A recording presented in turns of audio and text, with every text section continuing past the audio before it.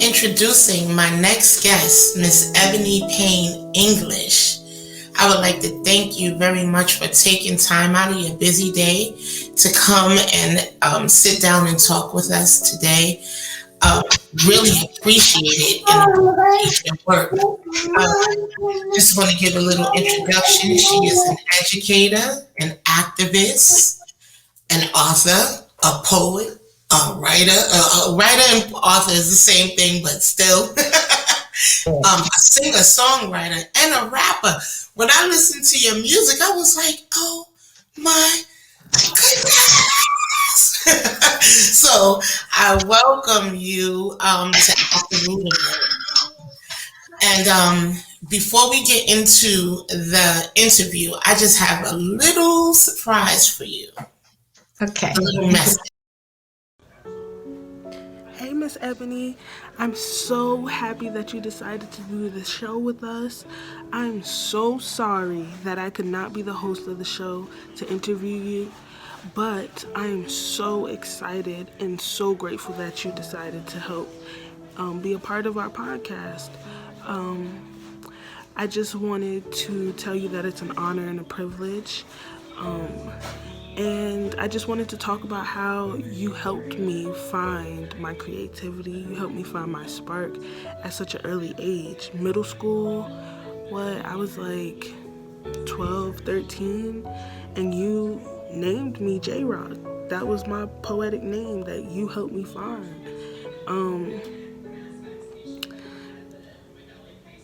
Nobody knew how much that after-school program meant to me.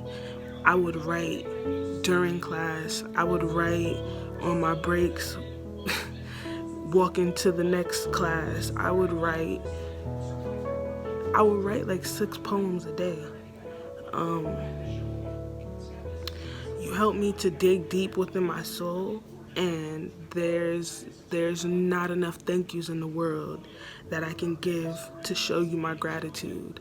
But thank you for being a part of our podcast, and I can't wait to catch up with you. Yay. I went and I searched for that picture because I remember. Oh my gosh.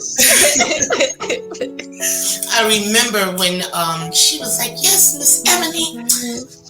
Miss Ebony, she renamed me J-Rock, and she went and got that hat made.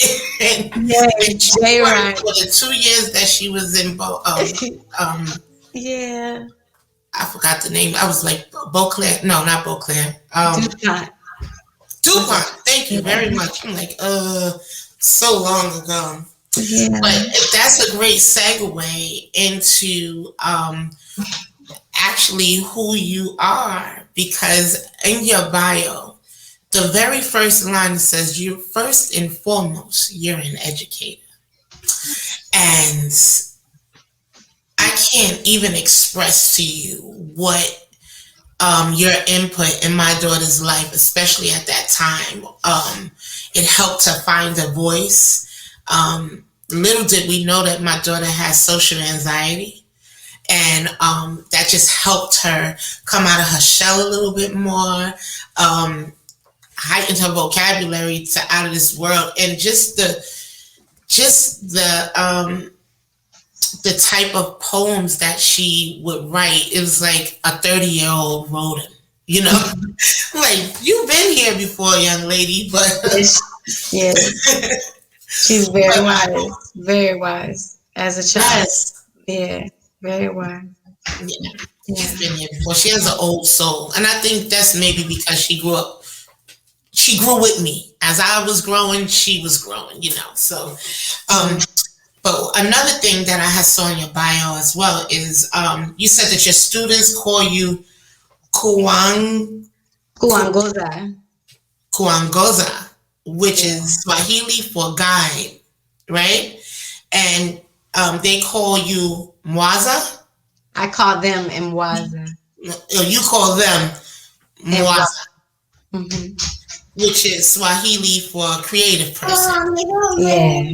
And that is so awesome to me, because I remember when I was 17 years old, well, I'll say from 15 to 17, I was in this choir in Long Island called the Voices of Hope, and we sang a song that it was in English, it was in French, and it was in Swahili.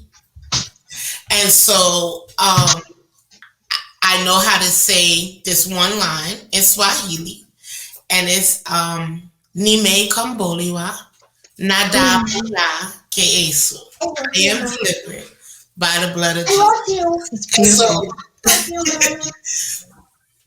and I actually love that. That's a great sentence to even know in a different language.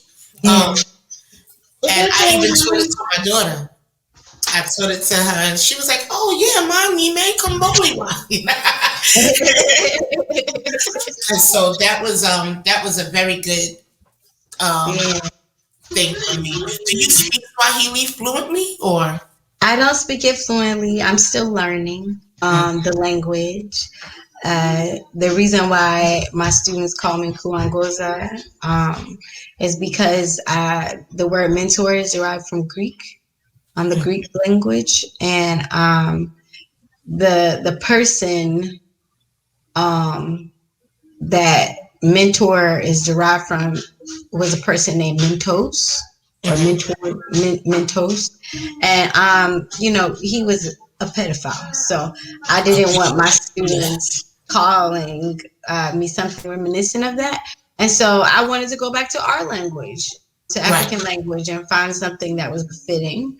And the word I found was Kuangoza, because I'm just someone who's been where they're trying to go. There's not a hierarchy. I am no better or worse than them. Most of my students, we grew up the same way. I'm a young girl from Duval County.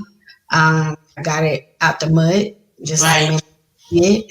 And I chose to be a quality product of my environment, but I'm from the same environment that a lot of my youth are. And I never let that fall short on me. You know what I'm saying? I'm absolutely a product of Duval County.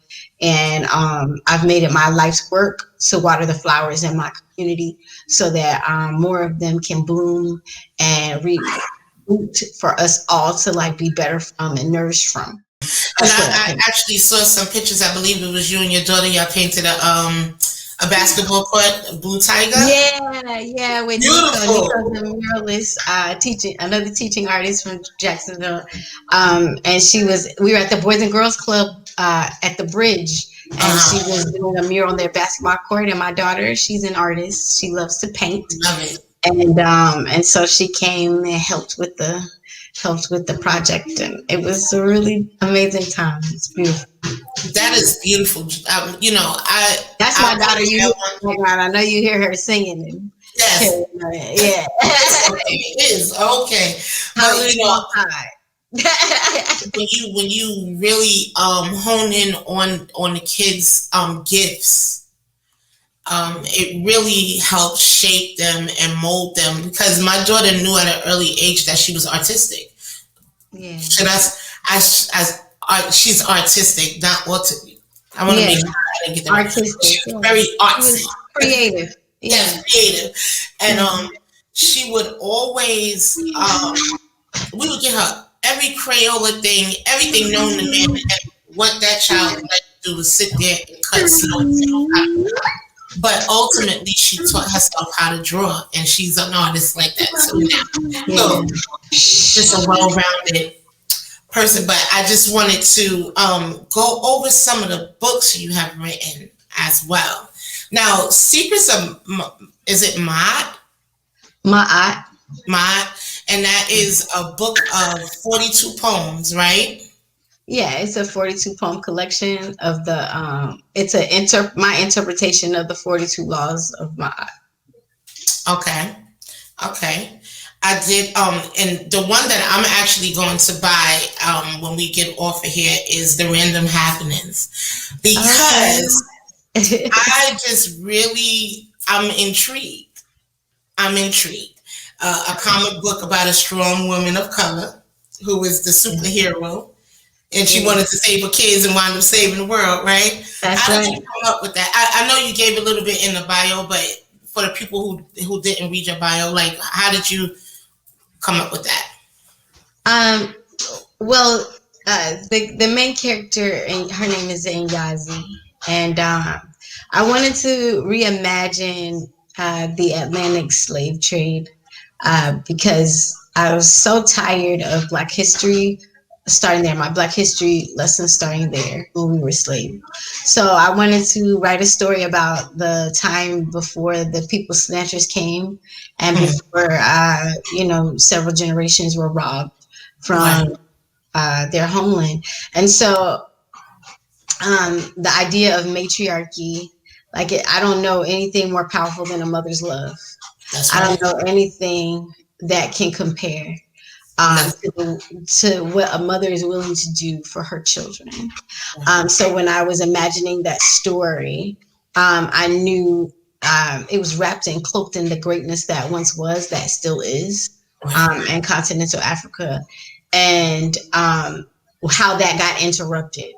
I right, wanted to tell a story of just how we were interrupted from our right, way of life. And when we were interrupted, people didn't just stand idly by. There were some who tried to stand up and fight and do what was right. And Nyazi went to what she knew, which was, everything that was taught to her by her mother and her mother's mother. And so she went to her tools and resources, and all she was trying to do was keep her kids from being taken, right, but she was in that directive with that in mind, but she didn't realize these are all our children. right, So once she opened her spirit and her energy up to ask, protect my children, right. She because that was the protected the ask. whole world. She protected the Woo! whole world. Because So that is so deep. yeah.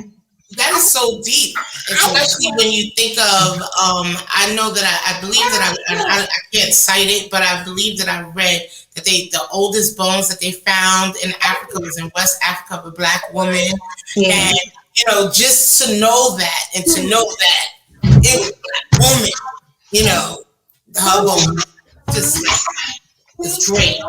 But I'm definitely, definitely, definitely going to purchase the book. I was when I was reading over your stuff, I was like, that sounds so interesting. Like even for me to read it to like my grandson because Jasmine has a son. So Yeah. I'm and so then you were in a excited. play. Yeah, she has a son named Noble. Yeah, yeah. I've been But, following her you were journey on also in a Instagram. play called On Purpose. Can you tell us a little Yes. bit about that? Well, On Purpose is a one woman show about seven women who have all been diagnosed with HIV, Mm, including the narrator, which is myself. So it's a one woman autobiographical story about my journey as a 30 plus single woman that is HIV positive, and all the things that go along in life. And then there's six other characters who are also diagnosed, who have six other storylines. And it's just, life after diagnosis, what happens. right, The world moves on. That's what happens. And right, you absorb this trauma daily. Every time I take my medicine, which is daily, I'm right, reminded that I have this illness, and it doesn't just go away. It doesn't just stop for me, even if the world pretends like HIV and AIDS is not still, an issue. It's not still right, killing people by the day. And so I wrote a poem about it at first because the stigma was so great that I was too humiliated to share with my best friend right, when I had been diagnosed. I was too humiliated to share with my family. The only person I could even bring myself to tell was my mother, and the only reason I told my mother because I was afraid I was going to kill myself. right, I was so devastated, and I had to tell my mother, because I didn't trust that secret, right. and like years pass, and you think that it's going to get easier to talk about, Right, but it's still considered um, a disease that's like for homosexuals, or right, for whores, or for heroin addicts, or for homeless people, or for unclean people. right, The face of HIV, when people think of it, then nobody is checking for Black women, right, which make up a significant number of new diagnosis, and it's real for me. You know, my partner, a partner I trusted, gave me something I can never get rid of. And I sat on that for a long time. I wasn't able to talk about it to my dearest friends because I was just too embarrassed to say this is happening to me. And I feel like it's my duty as an artist to, as Nina Simone would say, to document the times. Right. And the reality is this is happening, and not just to me, to so many people. So many Black women are going into relationships, being faithful, and putting their trust in someone that betrays them. And that, you know, just like kids is something you can't get rid of. Once you have a baby, you're attached to that person for the rest of your life. Right. The same is true for HIV. You know, and it is real, and it's about, you know, trusting, forgiving yourself for being vulnerable, and being open to be in love with someone and trusting of someone, and, you know, open to someone, and like having to take that journey in the aftermath of the betrayal.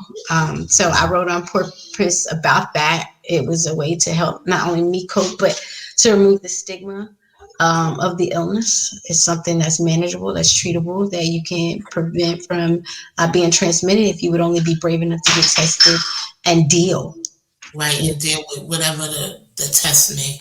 Wow, so I really appreciate that, and I really appreciate your transparency, because that's one of the things that people don't want to talk about. That's just like molestation or anything that you feel like is embarrassing, or people will be able to judge you. You don't really want to speak about it, and that was one of the reasons why I started at the root of it.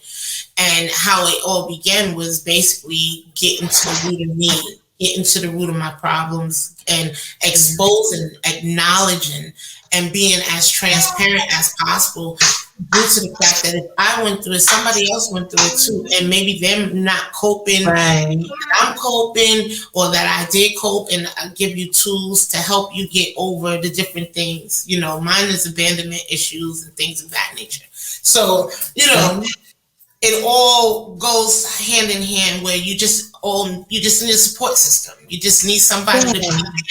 And one of the things about me is the no judgment zone. You know what I mean? It is I love, and I really, like I said, I really appreciate your transparency. But now we're gonna go to my favorite part, because I'm a music fanatic, okay? Fanatic. And you, my dear, are the bomb. I said, she has a new fan in me. Like, you can let any one of your albums ride straight through. You honor me. Thank you so much. Straight through. Like, you just vibe out. And you'll be surprised. Let me tell you, my favorite albums is between School Beats, that was released in August of 2013. Oh my God. If you can see all the notes on here, you can't because of the light, but oh my goodness. I'm like, the tracks are hot. She said she was an educator first. I was like, my favorite is, that's not even the word, but my favorite song off of this School Beats album is The Harmonious Skunk and the Lovebirds. Yes, because hello, dear darling. She's like, who are you? But Harmonious Skunk and the Lovebirds, teaching the kids about soprano, alto, and tenor. I'm a singer, so I'm like, yes, teach them how to harmonize, baby. Yeah. Then tell them about the keys, because you are the queen bee. Then you had them exercising and stuff, and Yeah. This is a great album. I was like, oh my God, I'm gonna play this. It's gonna be a repeat with my grandson. Just letting you know. And that makes me so happy. Yes. Yeah. Ebb and Flow was such it was such, first of all, phenomenal play on words. Hmm. Phenomenal. I was like, ebb and flow. Yeah, she flows, but ebb and flow of life. I loved it. I absolutely loved everything about this album, from the cover to the water in the cover, in the picture, and the play on words, like I said. Struggles embrace, is your activist. That's where you was like, fight the power. Like, I'm coming for you. And I loved it. You can see the different parts of you in your music, and it's just phenomenal. Just really, really, really phenomenal. Old school. Also, my favorite one is Black on Black Rhymes, because I write.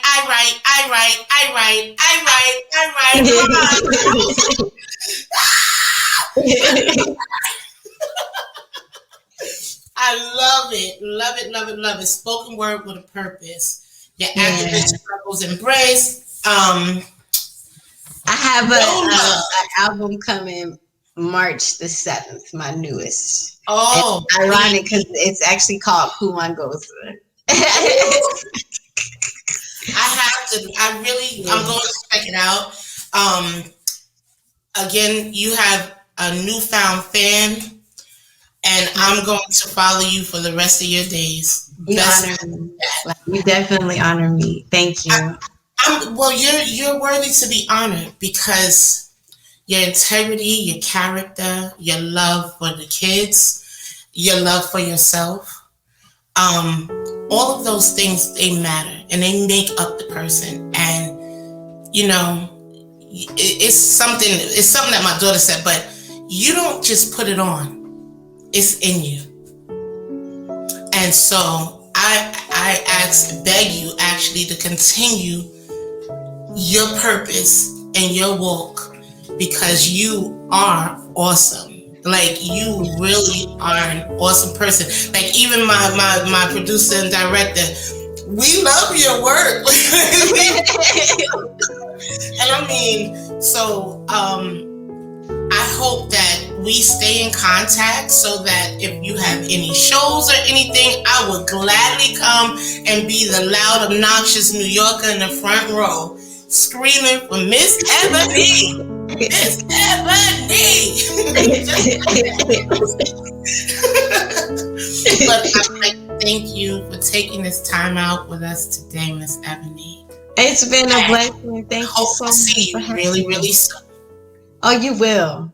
We family now, so that's that.